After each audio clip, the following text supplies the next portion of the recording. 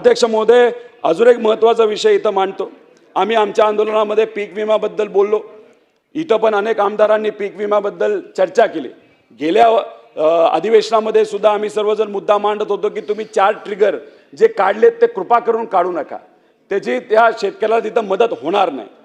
2025चा अतिवृष्टी होण्या अगोदर आम्ही हे बोलत होतो। अतिवृष्टी झाली आणि अतिवृष्टी होऊन सुद्धा शेतकऱ्याला दुर्दैवाने त्याचा तिथं फायदा नाही झाला। अध्यक्ष महोदय, ते 4 ट्रिगर काढल्यामुळे हजारो कोटी रुपयाचा नुकसान हे तिथं शेतकऱ्याचं झालेलं आहे।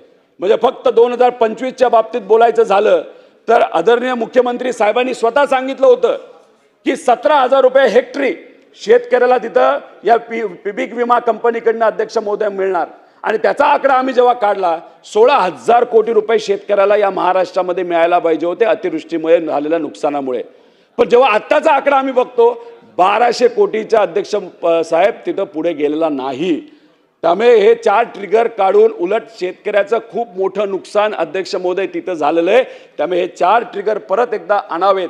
त्यात काही लोक चोरी करत असावेत, काही जिल्ह्यांमध्ये काही तालुक्यामध्ये, त्यांना तुम्ही पकडा, जेलमध्ये टाका, पण त्या 1% लोकांमुळे 99% शेतकऱ्यांचं नुकसान करू नका, एवढी मात्र तिथं मी आपल्याला विनंती करतो। अध्यक्ष महोदय, आता कहर झाला बघा। आता जे काही शेतकरी आता स्वतःच्या खिशातून पैसे देऊन पीक विमा भरताय, सध्या राज्यात खरीप हंगाम 2026चे पीक विमा अर्ज भरण्याची प्रक्रिया सुरू झाली। अर्ज सबमिट करताना टर्म्स अँड कंडिशनचा अभ्यास केला। त्या टर्म्स अँड कंडिशनच्या मध्ये एक कंडिशन अशी आहे, म्हणजे बावनकुळे साहेबांना विनंती करतो, हा मुद्दा महत्त्वाचा आहे। त्याच्यामध्ये शेतकऱ्यांकडनं याच्यावर सह्या घेत आहेत।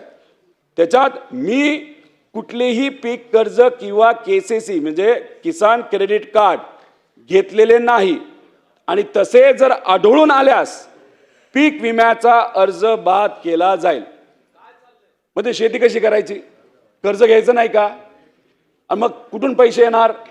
मग हे जे काय विमा कंपनी अशा पद्धतीने अटी टाकतात आणि उद्या जाऊन शेतकऱ्यांवर जर अन्याय करतं तर कृपा करून हे आता सुरू आहे तर आपण इथं लक्ष घालून ही अट लगेचच्या लगेच तिथं कशी काढता येईल याबद्दलचा अध्यक्ष महोदय तिथं विचार करावा।